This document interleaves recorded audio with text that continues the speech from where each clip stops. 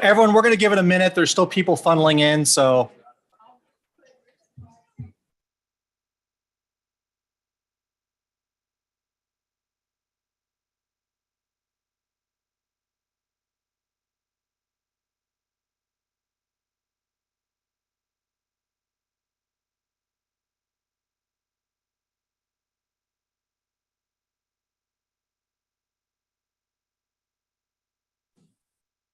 Just checking to see if my mics work. This is Chip Wilson.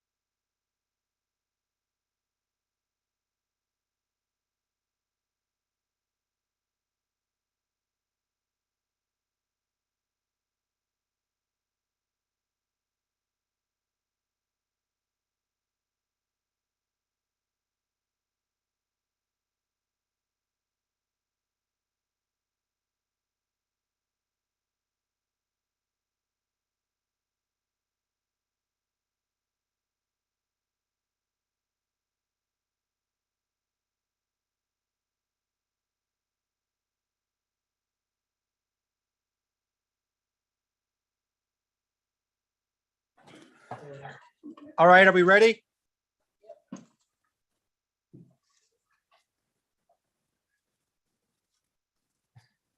Mayor Woods, you don't have to sneak in. Just come on in. Well, I'm short enough that I can typically steal. Oh.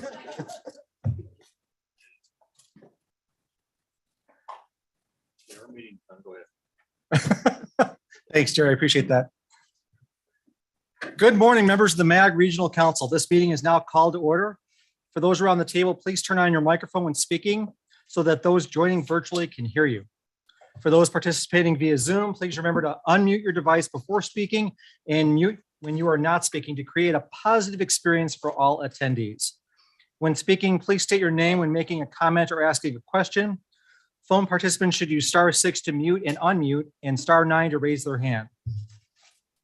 The MAG public comment process provides opportunities for members of the public to comment on items scheduled on today's agenda or on items that fall under MAG's jurisdiction. 3 opportunities are provided for public comment, including call to the audience, the consent agenda, and action items to be heard. MAG also provides the opportunity for members of the public to submit written comments via the MAG website prior to the meeting, as long as those comments are received at least 1 hour prior to the posted start time for the meeting. If you'd like to comment in today's meeting, please fill out a white request to speak card located on the information table in the hallway. Please be sure to indicate the item for which you want to speak and give it to a designated MAG staff member. Remember, if you parked in the garage, please remember to validate your ticket. Parking validators are available on the information table in the hallway. For those who purchased a transit ticket to come to the meeting, please see staff for a ticket. Please note that hearing assisted devices are available for MAG staff. We will now begin the meeting with a roll call. Andrea? Thank you, Mr. Vice Chair and members. I will go down the list of members in alphabetical order. Please unmute and indicate if you are present. Jeff Brown, proxy for Mayor Barney. Mayor Bien Wilner, Here. President Burnett, Here. Mayor Carlat, Here. Ms. Daniels, Mayor Dickey. Here. Thank you. Mayor Gallego, Here. Mayor Giles, Supervisor Goodman, Mayor Here. Hall. Thank you, Supervisor Goodman. Mayor Hall, Here. Here, I'm here. thank you. Mayor Hartke. Thank you. President Javier. Mayor Hermosillo. Here. Thank you. Supervisor Hickman. Mayor Lavalde. Thank you. Mr. Meck. Here. Thank you, Mr. Meck. Mayor Molina. Mayor Osborne. Present. Thank you. Mayor Ortega. Mayor Pereira. Present. Thank you. Mayor Les Peterson. Mayor Bridget Peterson. Here. Thank you. Mayor Pizzillo. Here. Thank you. Mayor Price.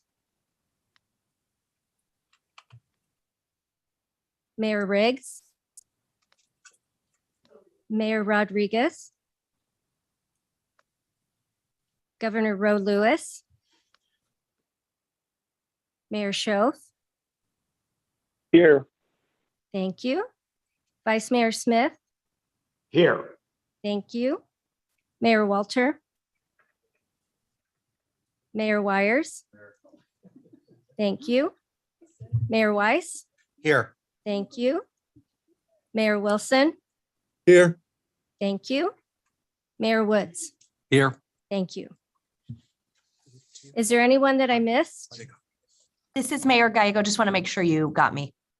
Thank you, Mayor. Mr. Vice Chair, we have a quorum. Thank you very much. Would you all please stand for the Pledge of Allegiance led by Mayor Eric Osborne? Allegiance to the flag of the United States of America and to the republic for which it stands, one nation under God, indivisible, with liberty and justice for all. Thank you. And I would ask you all to keep in your thoughts and in your prayers the victims in Texas. This seems to be happening on a more frequent basis. And I think every little bit helps. So if you guys could do that, that would be incredible. Our next item, number 3, is call to the audience. This is the opportunity for the public to comment on items that fall under MAG's jurisdiction that are not on the agenda or that are on the agenda for discussion and not for action. 15 minutes will be provided for the call of the audience agenda item unless the committee requests an exception to this limit. Members of the public who are attending in person may deliver their comments from the lectern at the front of the room. You have up to 3 minutes to complete your comments. A timer is provided to assist you. When the light on the timer changes from green to yellow, you have 1 minute remaining. If the light turns red, a buzzer will sound, meaning your allotted time has expired. I have received 1 card to request for consent agenda. Miss Diana Barker. Good seeing you again, ma'am.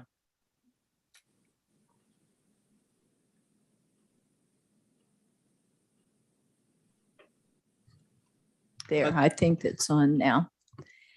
Thank you very much, Chairman and Mayor of Avondale, Kenneth Wiest. It was nice to speak with you today and learn a little bit more about your area, which I had seen that you were getting some transit money and that you've collaborated there in the West Valley with some. And I thought, you know something? I got to get on that express bus when it comes around and I'll put my bicycle and I'll head out there.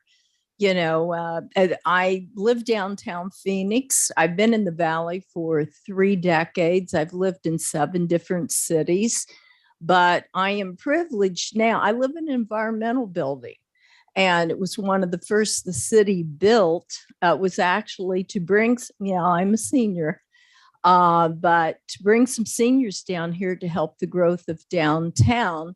And I'm able to take a folding bicycle and board an afternoon bus and come out to practically every one of your cities. And many times we beat the other traffic. So it's a little secret I've known for a long time about our express buses. And I've asked when it was RPTA before Valley Metro, well, look, it's people are standing up in these express buses.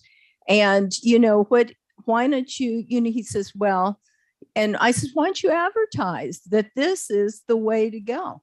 And they said, because we wouldn't have any resources to fill that need. So that tells you something right there with the changing society, with the fact now with gas going up and so forth.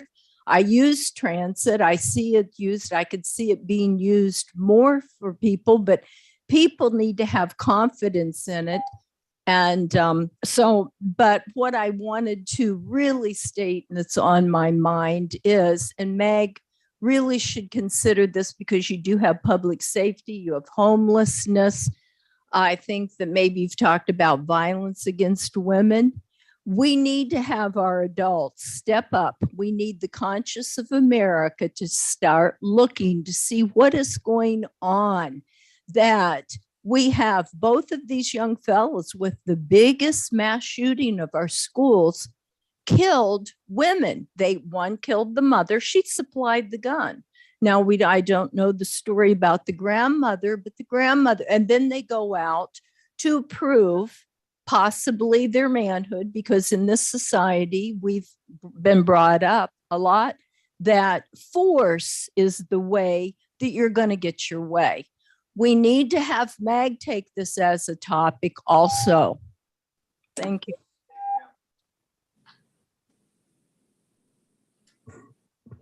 Our next item is the Executive Director's Report. Eric Anderson will present. And for those of you who don't know, I know you don't see Eric here. Eric is coming in virtually. Eric, how are you, sir? I'm doing fine. Thank you, Vice Chair, members of the Regional Council. We can go to the next slide. So we had a big day on March 4th of 2022 was a signing ceremony for Senate Bill 1239. This bill provides $400 million in general fund appropriations to supplement the available funding for the I-10 widening between Phoenix and Casa Grande. It was a great day. The bill passed out of the House and Senate with only 2 nay votes in total, 1 in the Senate and 1 in the House. Really want to express my appreciation for the partnership that has really made this project successful so far, and hopefully will continue to. The Gila River Indian community has been right by our side throughout this process. Really appreciate their efforts to move this project along. The Arizona Department of Transportation obviously is a big player in this. This is their facility. They're going to be responsible for the construction and operations. MAG certainly has been a key player in this, as well as Suncor or MPO. Pinell Partnership played a big role in terms of getting the support of the business community on board too. So once again, in that picture, you see Mayor Harkey and Governor Lewis participate in the signing ceremony. This is a request to the federal government under the mega grant proposals for $300 million in federal funding to augment the $200 million plus that's available out of the Prop 400 funds. And obviously the $400 million appropriated by the legislature this year, in addition to appropriations that were made, I believe, last year for the Gila River Bridge. So I think this grant proposal has great opportunity for success. It shows a great partnership. I just can't imagine any other project having the kind of valued partners that we have on this project. So thank you all for your efforts in getting us this far. Go to the next slide. So last week on May 20th, another big day in the Valley with the opening of the modern streetcar in Tempe. Congratulations, Mayor Woods.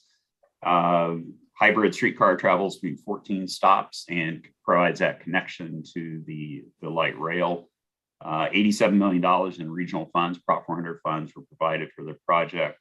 I'm sorry, $76 million of Prop 400 funds was provided for this project. So big day for Tempe. This project has been a long time in coming, a lot of work to develop it and get it to where it is today. Go to the next slide. This last slide I have for you today is age-friendly, related to age-friendly Arizona. Our age-friendly toolkit has now been approved and is included in the national toolkits available from Federal Transit Administration. So congratulations to our Human Services team. Amy St. Peter has played a big role in getting this project forward. Thanks to the Harry and Jeanette Weinberg Foundation, AARP Arizona, the Vitalis Health Foundation, and many others who helped get this project across the finish line and really provide a good, valuable toolkit. This included entities from around the state too, not just in the MAG region. So another great accomplishment here in the regional perspective. Thank you, Mr. Chair. Be happy to answer any questions after the meeting. Eric, I appreciate that. If any members of the committee have questions for Eric, please talk to him after the meeting. Next item is consent agenda. Items 5A through 5I are on the consent agenda. Do any members of this committee have would like to see an item removed or get a separate presentation on? Andrew, anybody online who? Nope. Prior to approval of the consent agenda, do we have any members of the public who wish to comment on any items on consent?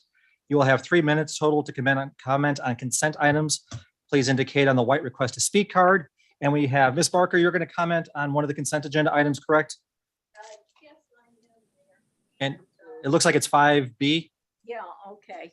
And that is Dean Giles' conformity for air quality. I try to follow that and actually participate, trying to cut down on my footprint, for creating pollution.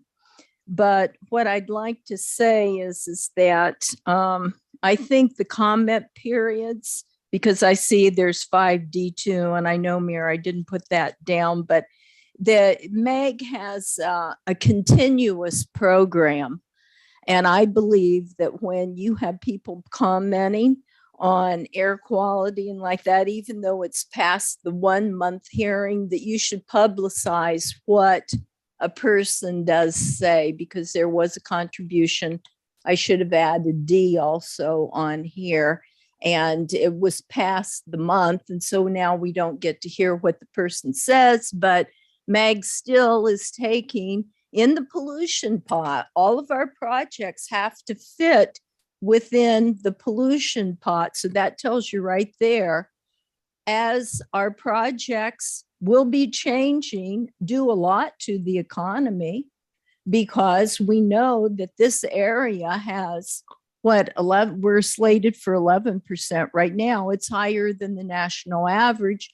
It will affect our resources to be able to put in, and I'm not trying to be doomsday, because I do believe we have a multimodal system, but I'm here to convey to you that I can tell from my life, there's life past even a car. People where I live, they can't believe it. It's always the car. I've got to go the car. I don't have a car. I says, well, guess what? You're walking distance to the light rail.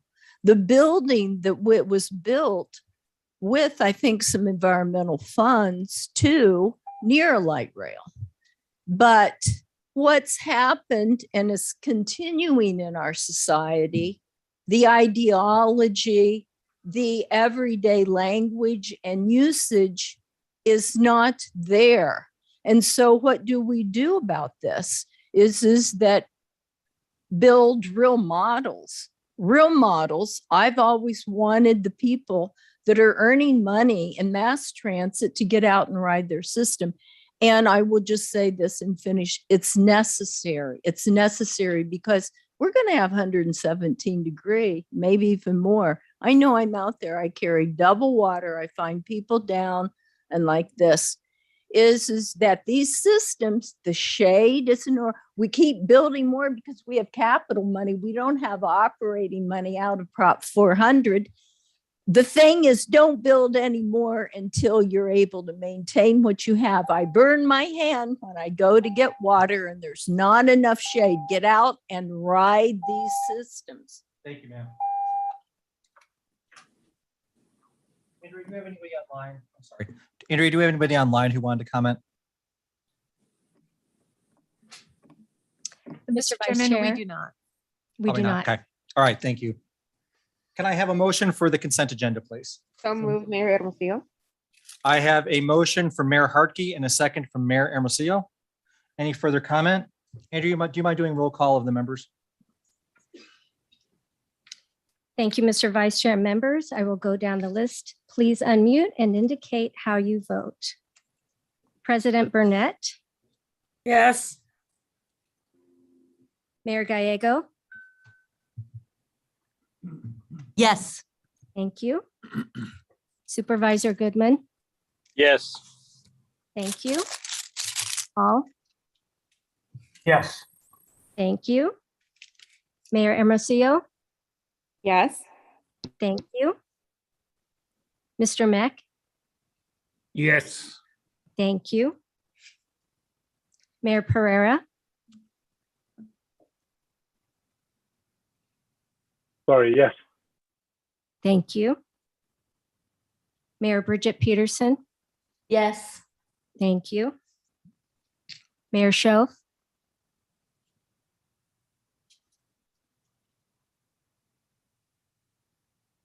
Vice Mayor Smith, Mayor Schofish, yes.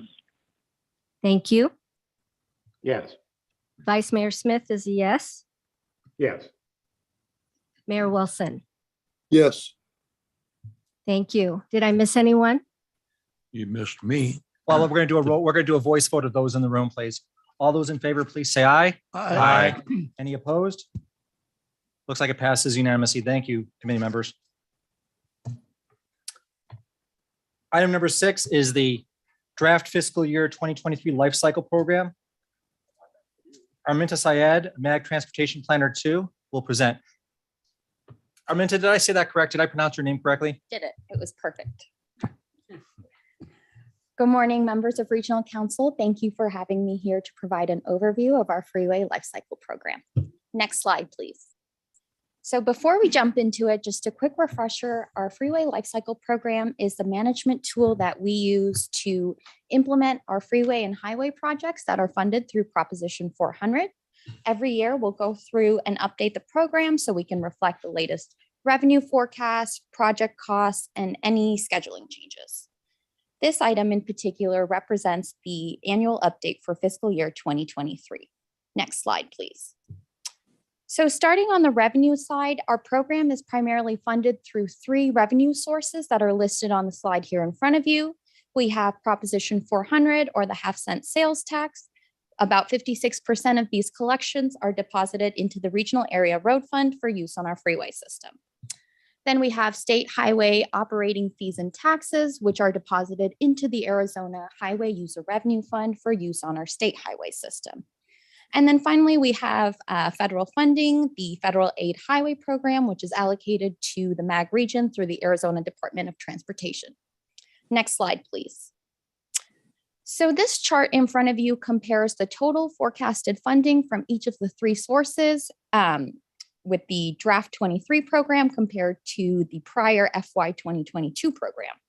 With the first 2 funding sources, RARF and HERF, we've seen an increase in FY 2023, about 14 and 11% respectively. With the federal funding, it largely remains the same as it was in the fiscal year 22 program, as both of those are using the old Surface Transportation Act, Federal Transportation Act, the FAST Act, which will be replaced by the new federal legislation, the Infrastructure Investment and Jobs Act. Once we get some additional details regarding the allocations to the MAG region from ADOT, we will incorporate them into the FY 2023 program, at which point we do think we'll see an increase in the total forecasted funding. Next slide, please. So on the project side, we consider these 3 steps listed in front of you as part of our annual update process. Firstly, we work closely with ADOT and their MC consultant to develop biannual cost estimates to ensure that our program reflects the latest cost estimates. We'll also consider the latest CCI projections, which are given to us on an annual basis from ADOT Finance. And then lastly, we'll also consider project changes such as in scheduling. And if we go to the next slide, I'll provide an overview of the notable changes that are included in this draft program. So starting at the top of the map here, we were able to increase the construction funding for the 2 interchanges on Loop 303 at 43rd and 51st Avenue. And then moving down, staying on Loop 303 from MC 85 to Van Buren Road, we were able to advance construction of that by 2 fiscal years. And then the last project shown there on the map on Loop 202, the widening from Val Vista to Loop 101, we were also able to advance that 2 fiscal years into fiscal year 2024. Next slide, please. So this map in front of you shows the fiscal 22 program in review. It shows all the projects that were actively under construction during the 22 fiscal year. The 3 projects that are shown in blue have since been open to traffic. So starting at the top, number 9, we have Loop 303 from Happy Valley to Lake Pleasant Parkway. Then we have number 7, Loop 101 Pima from I-17 to Pima Road. And then at the bottom of the map there, number 5 on I-17 and Central Avenue Bridge. Next slide, please. So this is the same map, but showing the fiscal year 2023 program looking ahead. In addition to the projects that remain under construction from 22, 2 additional projects are also planned to begin construction in 23, which are shown on this map in blue. So the 2 interchanges on Loop 303 that I mentioned before at 43rd and 51st Avenue, and then another project on Loop 101 Pima from Princess Drive to Shea Boulevard. Next slide, please. So there are a couple of things that, or a few things that we are still waiting for before we go ahead and adopt this program. First of all, some of these changes are contingent on finding of air quality conformity, which will be taken as tip amendments for committee approval as part of the next committee cycle. As mentioned previously, we're also waiting some IIJA allocations so we can incorporate that into the program. And then the last step, I think something you've heard from all of MAG staff, if we're able to go to our voters this fall and pass the extension of Proposition 400, that will enable us to begin some of that extension work prior to 2026. So that concludes my presentation today. If we go to the next slide, just a reminder that this item is on your action agenda today to recommend approval of the draft fiscal year 2023 life cycle program contingent on finding of air quality conformity. But if you have any questions for me before that, I'd be happy to take it. Arminta, thank you. Are there any members of the committee in the room that have any questions? Are there any members of the committee online that have any questions? Andrew, do we have anybody from the public who wanted to speak on this issue? I didn't have another card on this, so I don't think we do, but We do not have any other public comments on this issue. thank you, ma'am. Can I get a motion on this item, please? I'd like to make a motion to approve. I have a motion from Mayor Carlott, a second from Mayor LaVault. Any further discussion? Seeing none, can we do a voice vote from the room? All those in favor say aye. Aye. Aye. And then can I get a roll call vote for the members on the Zoom call? Thank you, Mr. Vice Chair. I will go down the list of members attending virtually. Please unmute and indicate how you vote. President Burnett, Aye. thank you. Mayor Gallego, Aye. thank you. Supervisor Goodman, Aye. thank you. Mayor Hall, Aye. thank you. Mayor Hermosillo, Aye. thank you. Mr. Mack, Aye. thank you. Mayor Pereira, Aye. thank you. Mayor Bridget Peterson, Aye. thank you. Mayor Schoaf,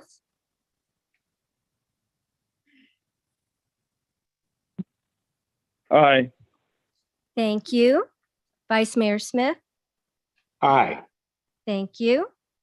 Mayor Wilson, Yeah, aye. thank you. Is there anyone that I missed? Thank you. The motion carries. Thank you, committee. We have a unanimous yes. Item number 7 is the update on State Route 30, Loop 303 to Loop 202. John Bolin will be presenting. John and I had a conversation earlier. If we all remember, that back door used to be unlocked, so staff could get out when they needed to. And John said they have locked that door. So Eric, we may need to unlock that door for the future. We'll have to see what happens. It sounds like a fire code issue to me. John? Thank you very much, Mr. Vice Chair, members of the MAG Regional Council. Very happy to be here this morning to give you an update on State Route 30 and really all the tremendous activity that's taking place on this very important corridor. Next slide, please. So I'll begin my presentation just by giving a little bit of history to this project and how we sort of arrived at where we are today. Next, I'll provide the actual update on all the activities that are underway, and then conclude finally with looking forward and some key next steps. Next slide, please. So first, I'll begin with project history. Next slide. So just to orient you to where we are, when we talk about State Route 30, the corridor itself is actually quite long. It extends between State Route 85 all the way out in Buckeye and ties into I-17 in Phoenix by the inner loop downtown area. Really, today's presentation, however, will be focused on what we call the center segment of State Route 30. That's the portion of State Route 30 that extends between Loop 303 on the west side and then Loop 202 South Mountain Freeway on the east side. Next slide, please. So that section of State Route 30 is one of the projects that's original to Proposition 400. So going back in time, this body, the MAG Regional Council, approved the 2003 Regional Transportation Plan. That plan was the basis for the Proposition 400 ballot initiative that went to the voters in November 2004 and was ultimately overwhelmingly approved by the voters. So as part of that, the plan identified a reliever to I-10 between Loop 303 and Loop 202. Really, the intent of that reliever is to relieve the massive traffic conditions that we see on I-10 today. No secret that that is an extremely congested corridor, as well as really to serve a lot of very important freight movements and really to facilitate economic activities within the valley. Next slide, please. So this is a timeline of the State Route 30 in relationship to the overall freeway program. So once Proposition 400 was approved, revenues started flowing shortly thereafter. It was about a 2-month turnaround, so very quickly. And really all that work started in 2005, including the development or the initiation of the first stages of this section of State Route 30. However, as we all know, not too long thereafter, about a couple of years, we entered the Great Recession, and that had a very significant impact on projected revenues. In total, we saw more than a decade worth of lost revenues. As a result of that, acquisition of right-of-way and construction of the program was pushed beyond the funding horizon. Since that time, there's been several different actions that have been taken, most of them moving money out of the program. However, there was an instance where we were able to move a little back in.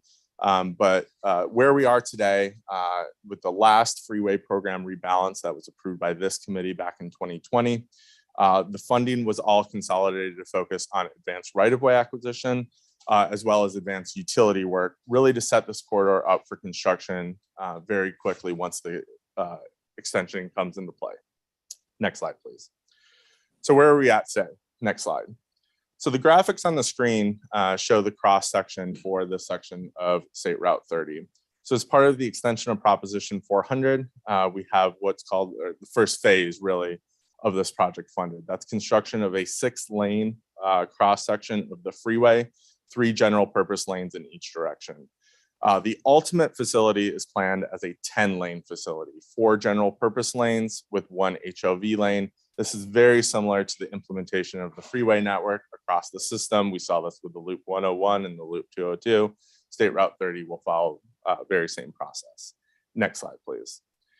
And as we know, there's a reason why we talk about how important this facility is, and that's because it's going to carry a lot of traffic. So the image on the screen shows traffic volumes in 2050. Volumes pick up as you move from the west to the east. And just to put it into perspective, those volumes that you see in the eastern section of the facility, those are comparable to portions of what we see today on I-10, very busy facility, or for those of you that live in the East Valley, comparable to the 202 Santan. So again, this will be a very well utilized facility. Next slide, please. So the DCR also calls for the implementation of the facility from the eastern section to the western section. I think the analogy that's used, and it's a very apt analogy, is that if you're building a facility to accommodate drainage, you want to start downstream and then build upstream. So same sort of sentiment here. So the first section of the facility to go out the gate would be the portion between 97th Avenue and Loop 202. In part, that's to accommodate some of the drainage work that takes place. And one of the reasons this is so expensive is that interchange with Loop 202 South Mountain is incredibly expensive, as you have to build that on structure. Do want to note too that one of the items that we are actively looking at with ADOT, and certainly those conversations will mature once the extension is in place, is whether or not we could possibly build some of the western segments of the center section so that we could expedite construction. So as we progress in time, we'll certainly provide an update on that. Next slide, please.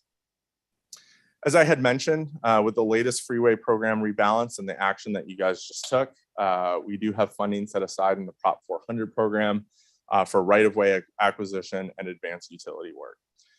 The theory behind that action that this body took was recognition of the complexities associated with both. There are a lot of parcels that need acquired. Some of these parcels are very sophisticated, very complex. And then some of the utility work is very long lead time items, which I'll talk about here shortly. In total, there are 462 parcels that need to be fully or partially acquired. Next slide, please. So immediately after the freeway program rebalance, ADOT initiated a right-of-way management plan, which was really the first of its kind. This had never been done on any facility before. In order to do that, they actually invited participation from the cities along that route, specifically the planning departments who really have that local expertise about the development that's taking place, both current and future. And then the end result of that is that the different right-of-way parcels were put into one of three categories. The first priority is what we call hardship, so economic hardship, an opportunity for ADOT to go and buy out a parcel owner, or to forestall development. Development is going wild. This is an opportunity for ADOT to get out in front and save some money there. Second priority is what we call specialty and long lead items. There's really two different property types that you can lump into that category. First, there's several sand and gravel mining operations along the facility. So really to get those parcels acquired to prevent further mitigation that has to occur. As well as dairies. Dairies are actually an extremely long lead time item. You have to find a new place for the dairy to move. It doesn't happen overnight. And so that's really the second priority of the right-of-way management plan. And then the third is everything else. Next slide, please. So pleased to report that ADOT really has made tremendous progress on right-of-way efforts on this corridor. They have done an outstanding job. There's a number of people that are really dedicated to this effort. So this shows the partial acquisition process to date. Pleased to report that more than half the properties required have either been acquired or are under the process of being acquired. So again, that's a very important milestone. Next slide, please. This further breaks down that data by the different priorities that we had talked about. So 119 parcels have already been acquired. This shows the breakdown between priority 1, priority 2, priority 3. ADOT's been flexible in their acquisition strategy, and certainly as we talk about and we get closer to the extension, closer to some of the construction activity, they've repivoted some of their prioritization to get those parcels under contract. Next slide, please. Then utility efforts. As we talked about during the rebalance, there's several big utility challenges with the corridor.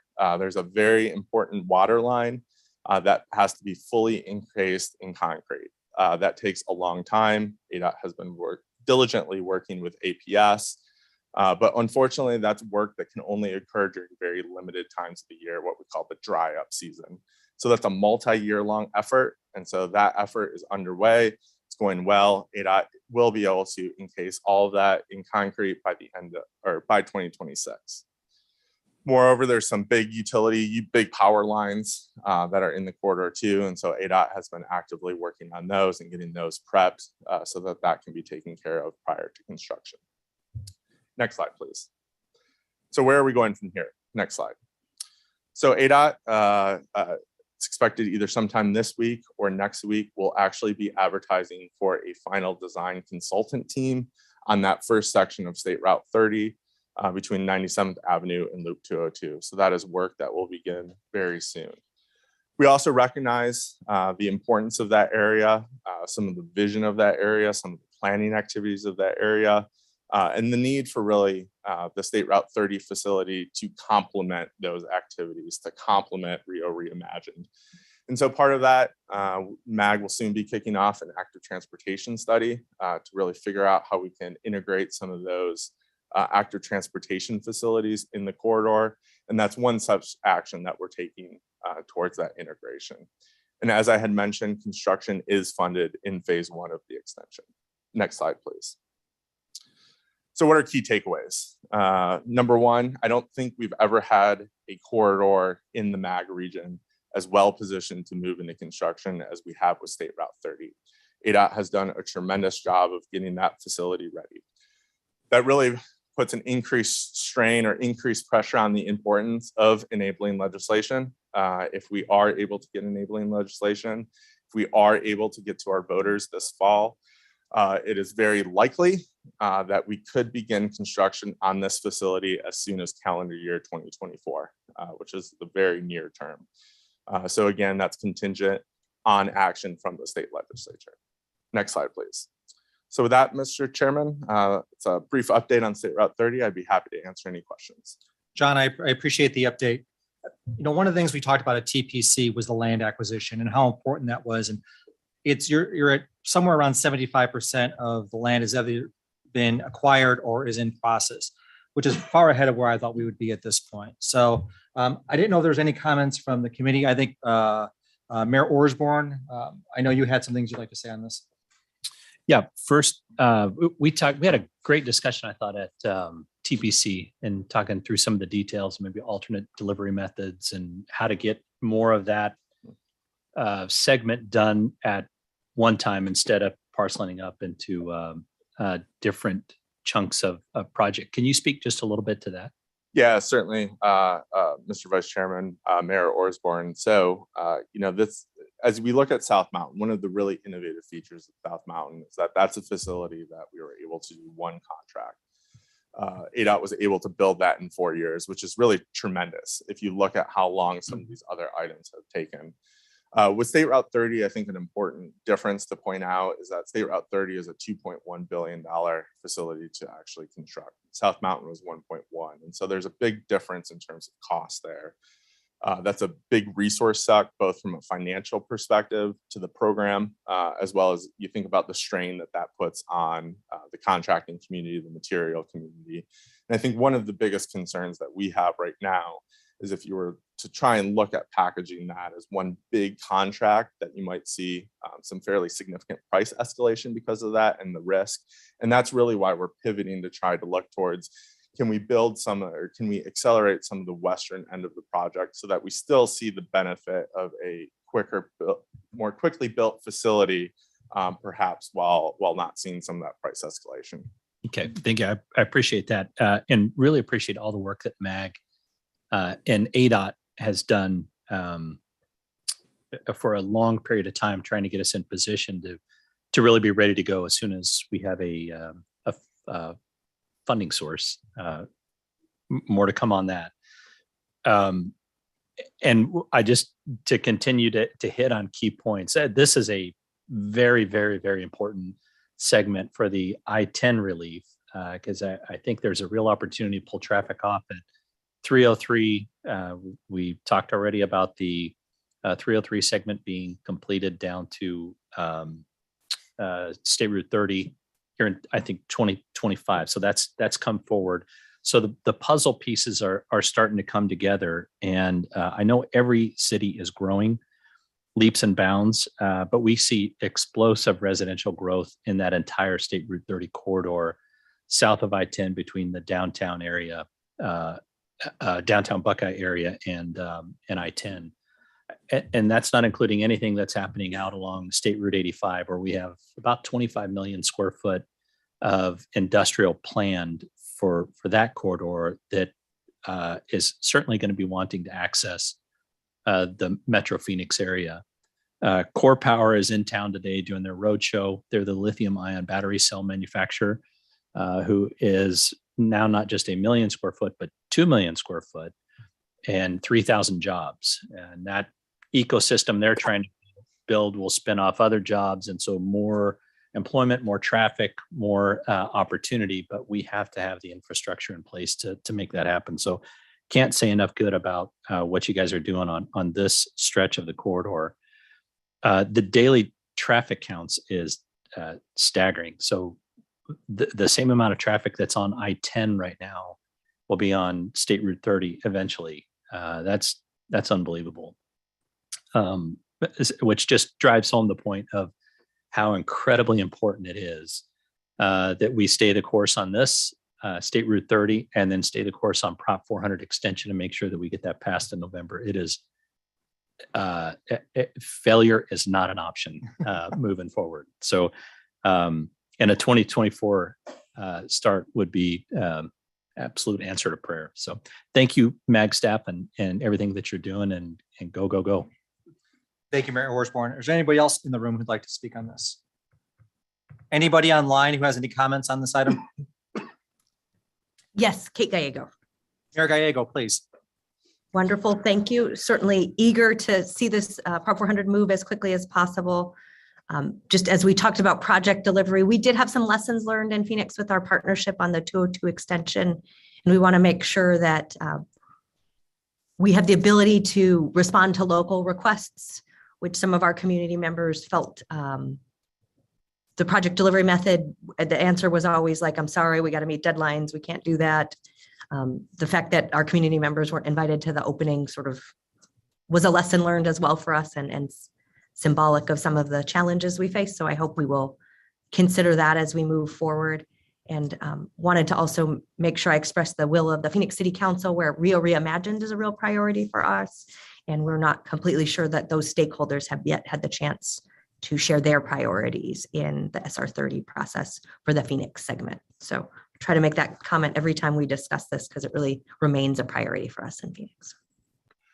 Mayor Gallego, I think you bring up a good point. I think when this freeway is also unique, John, just because there has to be a cooperation element between the construction with ADOT and Rio Reimagined. Rio Reimagined is, honestly, it's going to be, we talk about freeways bringing the valley together, but Rio Reimagined is going to be one of those projects that brings the valley together. And we can't lose sight of how important that project is. So I appreciate the comments of the symbiotic relationship between the two. Do you want to touch on that just a little bit more? Yeah, Mayor Weiss, Mayor Gallego, certainly good points, and I completely agree. I think, public engagement, stakeholder engagement will be critical.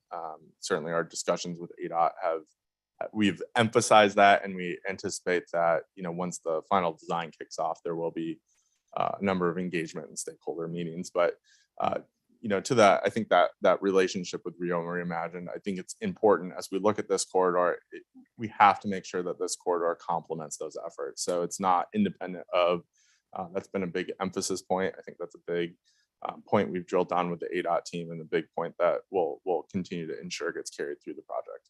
Thank you, John. This is for information and discussion only. John, appreciate it. Yes.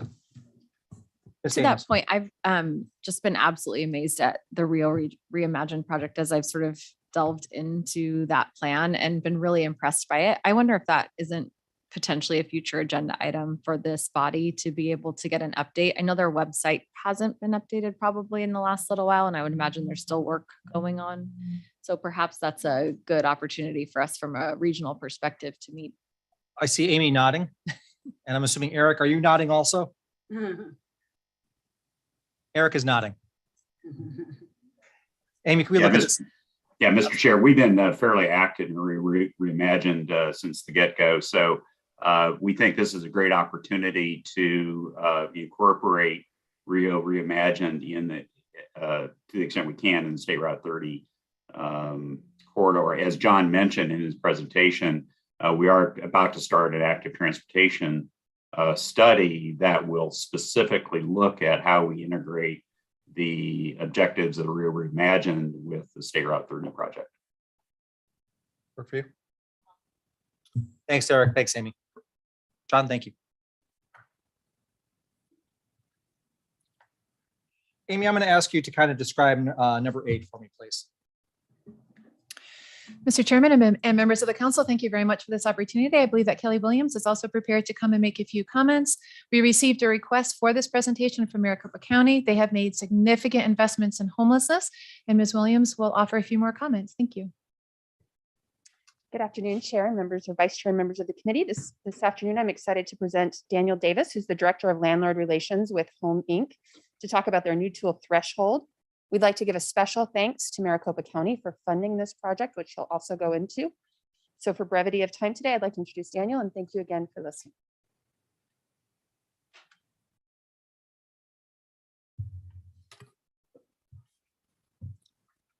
Good barely afternoon, members of the council. Thank you very much for having me, and I'm very honored to be presenting to you Threshold, which is our community's newest tool in its fight against homelessness.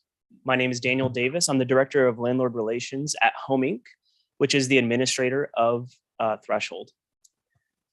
A real quick preface, I'm not asking you to solve any difficult problems today or provide more funding for anything, which is good news. For nearly 30 years, Home Inc. has partnered with service providers throughout Maricopa County and now statewide to administer housing vouchers for the homeless system. By focusing on the housing side of a tenancy, we allow our service providers to focus on the social work aspect and providing or encouraging housing stability when in a home. Next slide, please. So what is Threshold?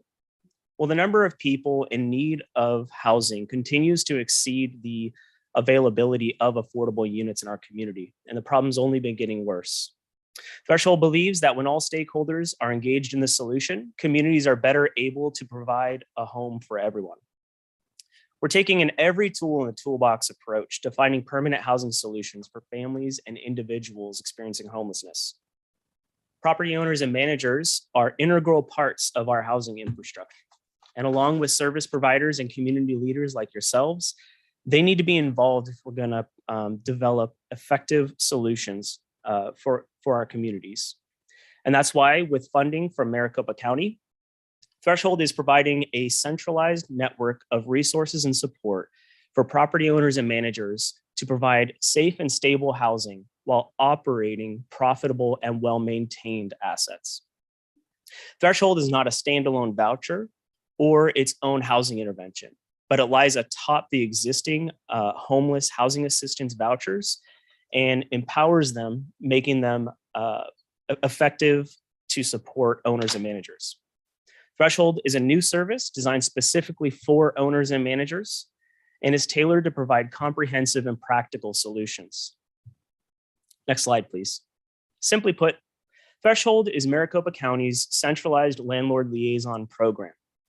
We serve the entire Maricopa Regional COC, and we see ourselves as the central door for landlords, voucher holders, service providers, and the general community who are concerned about access to housing for people experiencing homelessness. We're also the nexus for those available units in our community and the voucher holders. And we are the common table for the conversation around innovative solutions to homelessness. We are also integrated into the regional strategy to end homelessness. All of that hard work that you all put in, along with MAG and other community leaders, to identify a comprehensive strategy to end homelessness. You guys graciously brought us into the fold there before we had a brand and everything.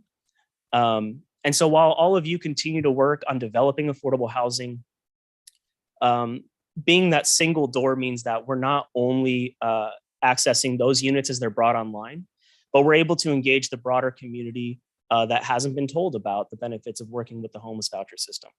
Next slide, please. Looking at the homeless system as a whole, we offer people on the streets temporary beds in emergency shelters while they find permanent housing. And permanent housing is the only solution to homelessness. And while we've been experiencing a great shortage of housing for our most vulnerable community members, that's caused congestion in the system, creating longer stays in emergency shelter as people look for housing. And we don't want these emergency shelters to become warehouses of people. So as we onboard more and more units into Threshold, we'll be able to alleviate that congested system. Next slide, please. So what's our strategy? In 2020, Home Inc., in partnership with UMOM Day Centers, surveyed 103 landlords in our community, asking them what it will take for them to participate in the vouchers program. The responses were near unanimous in a lot of ways. 90 of those respondents said that they would participate with the homeless voucher system, even though they don't currently, if we covered damage claims and vacancy loss. I'll get into that in a second.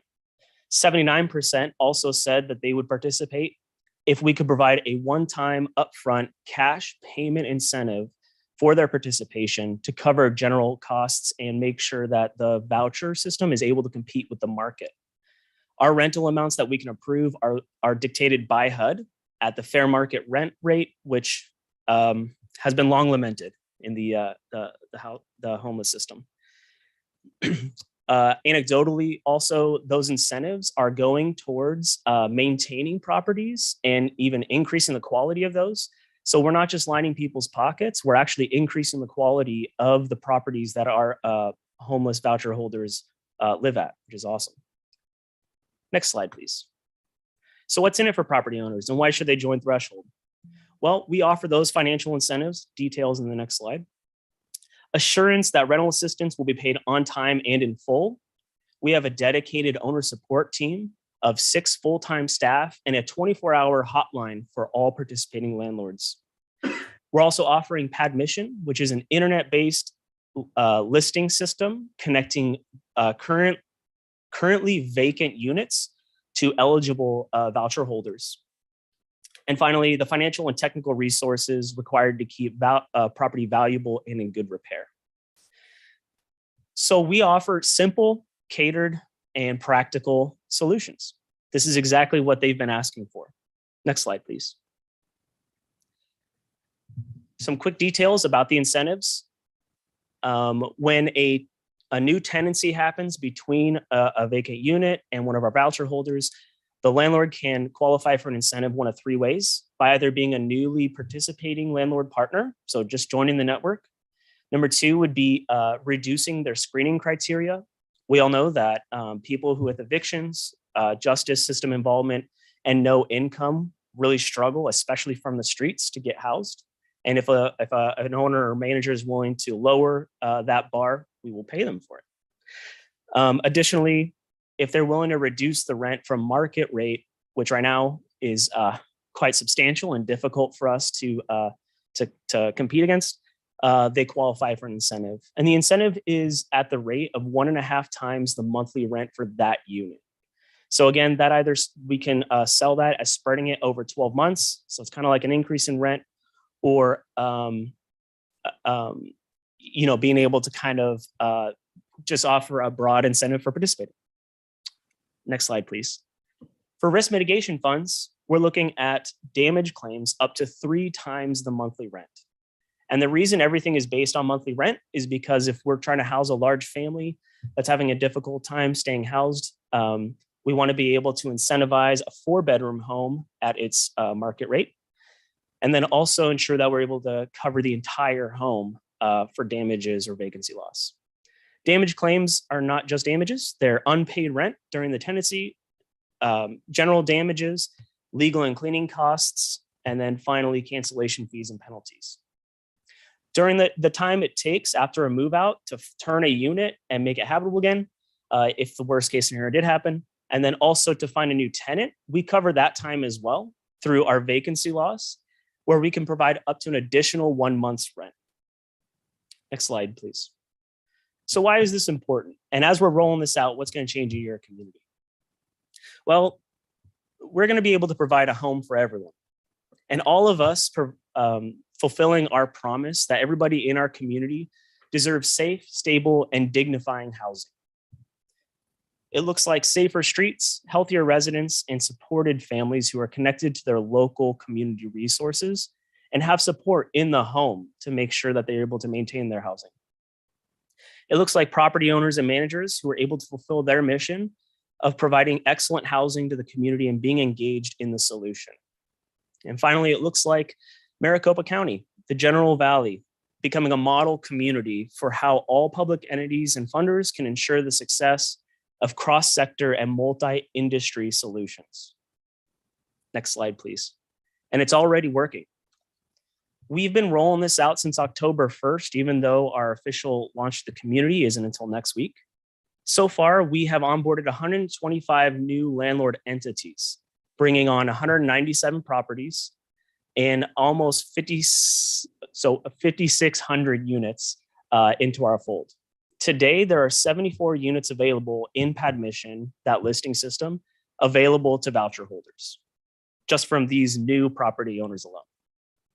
Next slide, please. So what do we need from you? We're asking you to become enthusiastic champions of this new, innovative, one-of-a-kind resource. There's nothing in the whole nation that combines all these different aspects into one central door. A lot of people do either like incentives or some damage claims or have that kind of listing software. Very few have any sort of support for landlords. And because of that, it's already gained momentum, with the Arizona Multi-Housing Association being a vocal advocate and champion for this.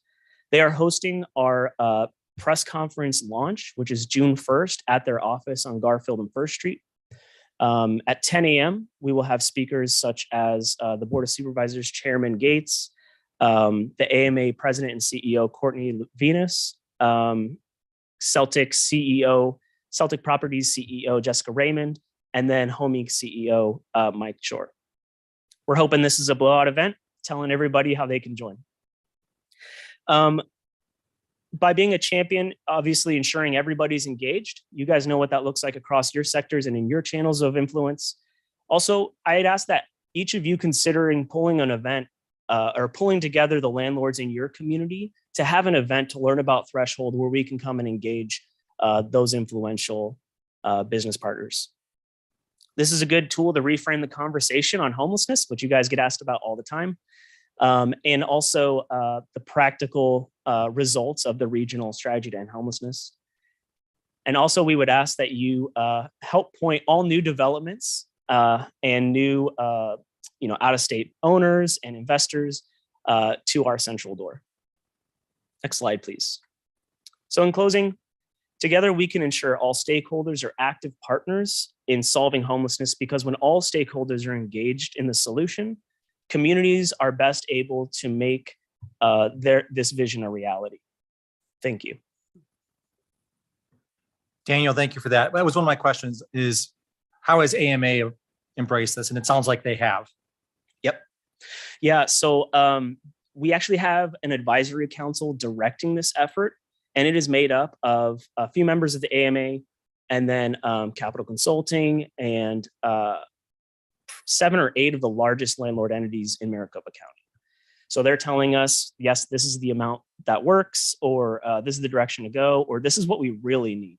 And that's actually helping to inform our conversations with service providers too, so we can create that integrated relationship instead of everybody being on different sides of the aisle and developing that kind of combative relationship. So sounds good. Anybody in the room have any comments on this item? Discussion only. Anybody online have any comments? Daniel, I think you wowed us. Thank you. Thank you. Item number 9 is the nominating committee recommendations. Mayor Woods. Thank you, Mr. Chair. So I just wanted to give a quick report to the chairman and members. This morning, the nominating committee met to recommend the positions for the 2022-2023 Executive Committee. The election will take place at the June 22nd, 2022 annual meeting of the Regional Council. The slate of recommended candidates includes a chair, vice chair, treasurer, past chair, and 3 members at large. The officers serve 1-year terms with succession of officer positions occurring through the ascending order of officers. In accordance with the nomination process, the past chair also serves on the executive committee, and the recommended positions are as follows. Chair, I think you know him, Mayor Ken Wise, City of Avondale. Vice Chair, Mayor Kate Gallego from the City of Phoenix. Treasurer, Mayor Les Peterson from the town of Carefree. And 3 at-large members, Mayor Kevin Hartke from the City of Chandler, Mayor Alexis Hermosillo from the City of El Mirage, and Mayor Eric Osborne from the City of Buckeye. And the past chair, Mayor John Giles from the City of Mesa. I want to say thank you, Mr. Chair, for appointing me as chair of the nominating committee. Also like to thank the members of the nominating committee for agreeing to serve. They are Mayor Kathy Carlott from the City of Peoria, Mayor Jenny Dickey from the town of Fountain Hills, Mayor Skip Hall from the City of Surprise, and Mayor Michael Laval from the town of Youngtown. And thank you, members. That concludes my report. Mayor Woods, thank you. Committee members, thank you. Anybody in the room who has a question on the nominations? Anybody online who has a question on the nominations? Hearing and seeing none, Mayor Woods, thank you for all your hard work on this. And we look forward to the June vote.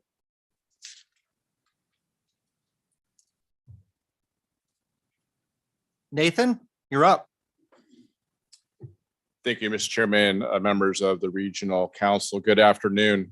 My report today is going to focus, of course, on our enabling legislation, state legislature.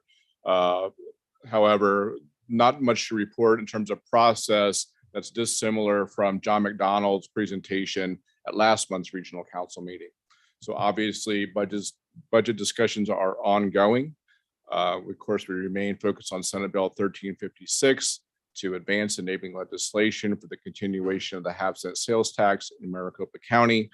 With those budget discussions ongoing, we continue our outreach to House members to ensure a vote on 1356. We'd like to thank members of the business community for keeping this up, as well as our member agencies. We recognize we're into late May now. There's a certain amount of fatigue in terms of messaging and keeping up this very important message, as was noted in the earlier presentation, why it's so important to continue the half-cent for transportation in Maricopa County. But we do like to thank our member agencies, and hopefully you will keep up that messaging, especially to members of the House. As Eric Anderson did mention, on May 5th, the Governor Ducey did sign $400 million for I-10 through the Gila River Indian community, bipartisan effort in that. I would like to thank Mayor Hartke for attending that event on behalf of MAG and his role as the Transportation Committee Chair. We're encouraged by the positive media attention that did receive, and hopefully that translates into more support for ongoing transportation investment in our region and our state, and of course support for 1356. So, Mr. Chairman, we'll remain vigilant. As we know in previous sessions, once the budget starts to come together, things can move pretty quickly. So we'll stay on top of it and provide any action alerts as needed to member agencies. Mr. Chairman, that concludes my presentation. I'm available for any questions. So Nathan, I think what I heard you say was that none of us can go out of town this weekend because we need to be by our phones. Is that what you said? Mr. Chairman, we appreciate the activity of our member agency. We'll see if we get any movement this weekend. Mayor Dickey. Thank you. I have a question. What is the administrative deadline, or, to actually physically get it on the ballot? I did not plan that. I did not either. I did not either. We have to. Mr. Chairman, members of the Regional Council, of course, we're in conversations with Maricopa County. There is an emergency provision in 1356. We were successful in the Senate in ensuring that that emergency clause does remain intact, and this will enable us to move quickly to call a ballot. So when you do your outreach to House members, make sure that's not lost in your conversation, that we need that emergency clause in place, meaning 40 votes plus on the House side. In conversations with Maricopa County, the indication is June 25th is their working deadline to get this to them to ensure the ballot for November of this year. Ms. Daniels, any comments? None from me. Any comments from the committee? Sure. Mayor Harkey? I'm just thankful for cell phones that you can go out of town and still be by your cell phone. So We sleep by a landline. Anybody online? Nathan, honestly, thank you for all the hard work on this. I know it's, the old Army saying is you wait and then you jump into action, and the waiting game is always the hardest. So we appreciate the updates. We really do. Thank you, Mr. Chairman. Miss anybody? Okay. Are there any requests by the regional council for future items on an agenda? Anybody online? This is Lieutenant Governor Anton. Can you hear me okay? Yes, ma'am, we can. Thank you. Yes, I just wanted to possibly get on the agenda at a later time in reference to the Pathways Project and tribal coordination efforts, and give a presentation on the Gila River Indian community and our efforts, because we do have about 8,000 members that are off reservation. But I didn't realize, and I've been sending emails, I think to Brooks is the last name, and I was not aware he wasn't there anymore. So my emails have been floating to get onto the agenda for future presentations. Vice President, I'm looking at Amy St. Peter right now, and she had a wow look on her face. So if you would send those emails to her, we will get you on the agenda for the next month or two. Sure. Thank you so much. Anyone else? Any comments or announcements from the membership? I'll take a point of privilege. I will be out of town at our meeting in June. My wife has forced me to go on vacation, and I love you all, but I love my wife more. So I will be out of town. So I will not be able to dial in, Zoom in, do any of that. So I just want to take a moment, and I know Mayor Giles isn't here. I want to take a moment and thank Mayor Giles for his leadership over the last year. I think that this process for Prop 400E has consumed a lot of our time. At TPC, we talked about some of the timelines for Prop 400. And if you look at Prop 400, that enabling legislation went to the legislature in February of that year. We are going into June without that legislation. So it tells us how times have changed, how the politics have changed of this decision. Mayor Giles has done an incredible job of leading this organization along with Eric and Amy. And if I think the vote's going to go the way it is in June, I look forward to leading this organization and having half of the decorum and leadership capabilities that Mayor Giles has. So thank you, everyone. You say that, but we don't actually have a gavel here. So we're going to do a virtual passing of the gavel, but we don't have one. So I think it's going to be a hammer. I think we're just going to pass a hammer and go from there. Did Mayor Harkey, do we have a gavel for TPC? Whoa. Well, I'm not going to give it up though. All right. All right. Are you still president of the league? Can we bring the league gavel in for this? Okay. Mayor, Amy- we will make sure you get Amy? a gavel. Yes. Maybe those rubber ones that make a squeaking noise, that would be great. Is there anything else? Yeah. Anything else? Everyone, we are adjourned. If I had a gavel, I would bang it. Thank you. Well done. Thanks. Appreciate it. Go get your damn gavel. That is my sense of humor that I bring to council.